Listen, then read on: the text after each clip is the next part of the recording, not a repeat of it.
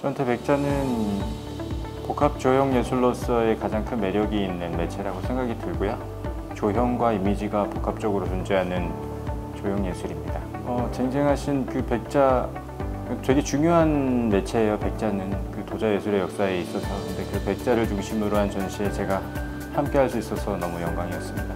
백자의 가장 큰 매력은 저한테는 여백이라고 생각이 드는데요. 그 여백을 채워나가는 조형 예술처럼 저 역시도 제 작업의 여백을 채워나가려고 합니다. 한국 도자예술의 역사는 굉장히 길고요. 그 안에 갖고 있는 도자예술의 그 정통성이 굉장히 많고, 제가 참조해야 될 아카이브 레퍼런스가 되게 풍부해요. 그 해석을 계속 이어나갈 예정입니다.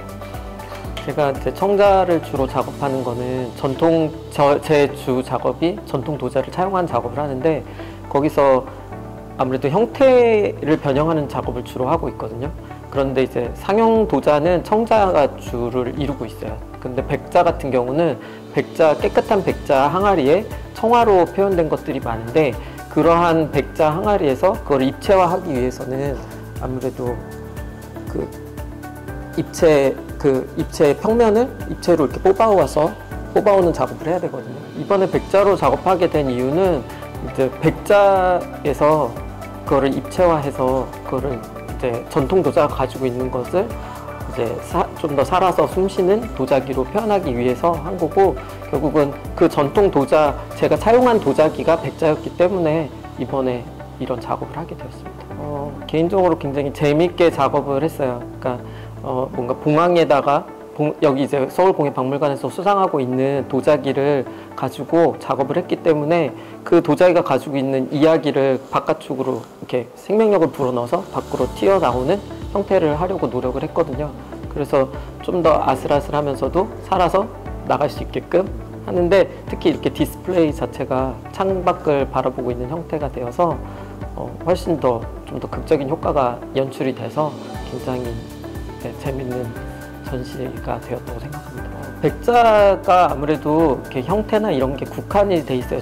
제가 이제 백자를 차용할 때는 조선 백자를 주로 차용을 하기 때문에 아무래도 철화나 청화 이런 것들, 그림이 가지고 있는 소재를 밖으로 꺼내서 그 본래 이미지를 보여줄 수 있는 그런 작업들을 더 해볼까 생각하고 있습니다.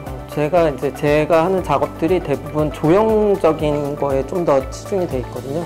그러니까 조형적인 거에 더 비중을 둔 작업을 하는데, 그런 면에서 아무래도 백자보다는 청자가 더 조형적인 면을 많이 가지고 있어요. 특히 상형 청자의 변형에서 좀 더 재밌는 요소들을 보여줄 수 있으니까요. 그러다 보니까 백자는 아무래도 평면에 그림으로 표현된 것들이 대부분이었다 보니까 아무래도 청자보다는 좀 더 약간 많이 그 소재를 사용하지는 않았었는데, 이번 전시에서는 그런 백자에서 백자가 가지고 있는 이야기를 꺼내오는 작업을 하기 위해서 백자를 선택해서 작업하게 되었습니다. 저한테 사실 백자는 규제가 굉장히 많아서 하지 말아야 될 것, 그 다음에 테크닉적으로 굉장히 훌륭해야 백자가 완성이 되는데, 예를 들어서 그런 거죠. 토기 같은 경우는 온도가 굉장히 낮지만 백자는 고화도로 수성을 하기 때문에 해야 될 것들이 굉장히 많고, 그 다음에 소재 자체도 백색도를 굉장히 중요하게 생각을 하기 때문에 불순물이 들어가면 안 되고, 그렇기 때문에 어렵게 만들어진 소재이기 때문에 굉장히 정성스럽게 장식을 해야 되고, 이런 과정들이 굉장히 많이 수반되는데, 그런 과정들을 하나하나 좀 껍질 벗기듯이 스킬을 버리는 거에서 제가 모티브를 잡고가 있기 때문에, 백자는 그래서 저한테는 굉장히 훌륭한 기술이기 때문에 거꾸로 역으로 그런 것들을 하나씩 벗겨내는 디스키를 하기에 굉장히 좋은 저한테는 소재이다, 이렇게 생각을 하고 있습니다. 공예, 특히나 역사적으로 유물이 있는 이런 장르에서는 사실은 유물 기반의 전시가 굉장히 중요하다는 것을 지난 아카이브와 이번 전시를 통해서 많이 느꼈습니다.